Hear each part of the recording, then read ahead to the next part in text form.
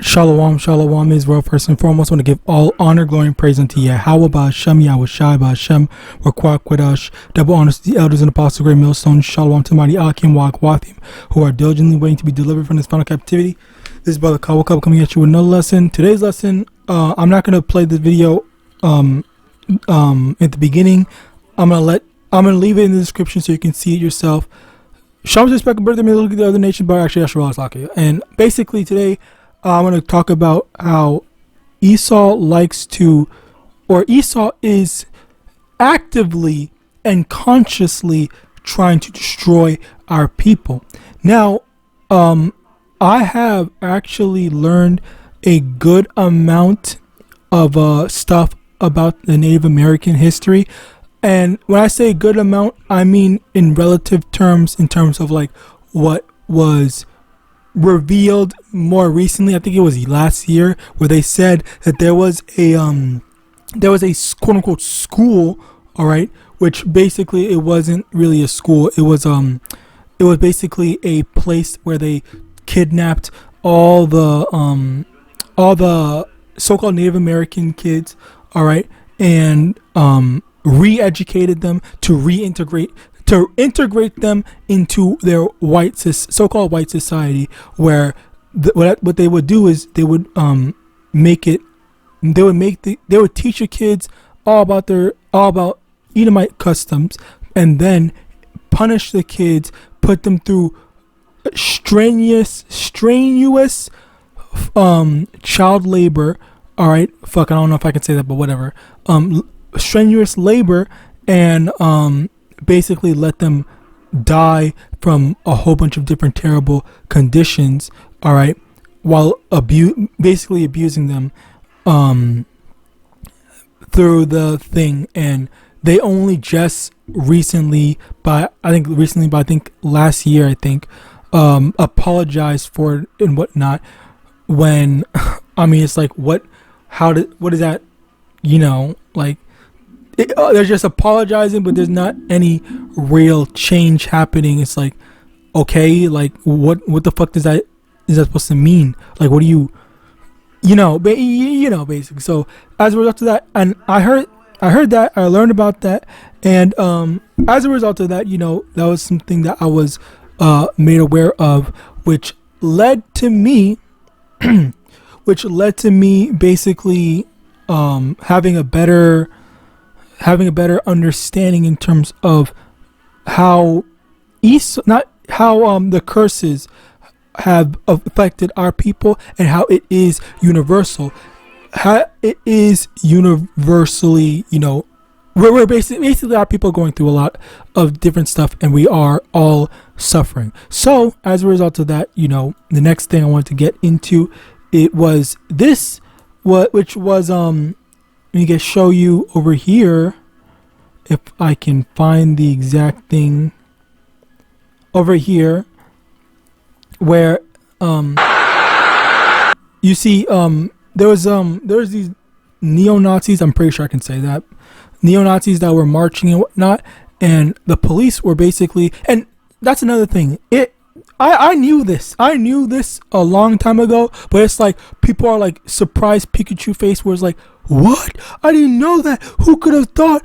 We didn't know XYZ, blah blah blah. When like this was very this is clear, and I'm pretty sure I remember hearing someone saying this before already. Where what happened was, or what was basically revealed was that the police are in fact like primarily run by these, either the Klan or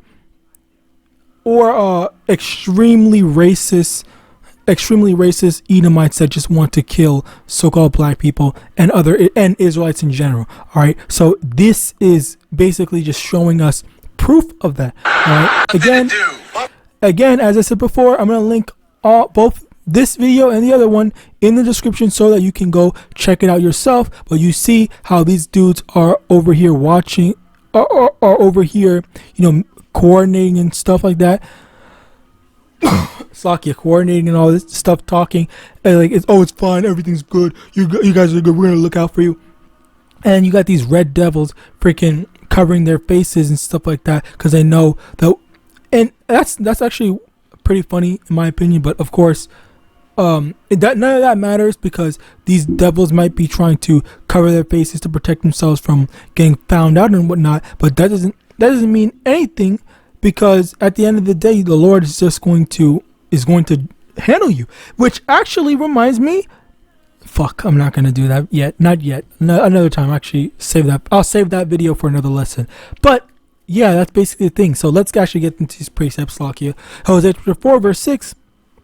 My people are destroyed for a lack of knowledge, because thou hast rejected knowledge. I will also reject thee, that thou shalt be no priest to me, seeing thou hast forgotten the law of thy power. I will also forget thy children. Where over here, with our people were told, I'm pretty sure, I forgot where I learned it, but I'm pretty sure it's definitely common knowledge. But the thing is that our people were told, Esau, the police, they are definitely targeting us, so don't be trying to, when the devil tells you who he is and that he's evil and whatnot, actually believe him. Don't go pretending and lying to yourself, saying that, oh, they're cool, they're fine, they're this or that and whatever. And as a result of that, you have these freaking devils taking advantage of the situation to execute a lot of our people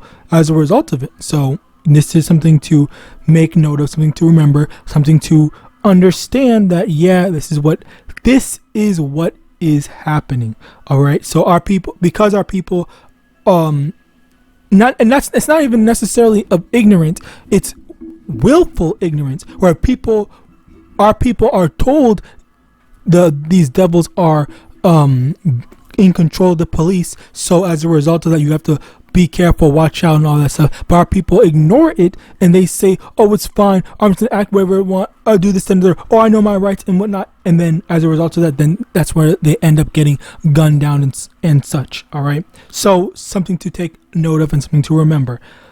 Next, Ezekiel chapter 35 verse 5. Because thou hast had a perpetual hatred, and hast shed the blood of the children of Israel by the force of the sword, in the time of their calamity, in the time that their iniquity had an end. Basically, over here is Esau has a perpetual hatred, and we've been warning our people that this is a thing. Esau wants you dead. Esau wants to destroy us as a people, as a nation. Okay, so this is why you can't be trusting him. Which actually, let's get that.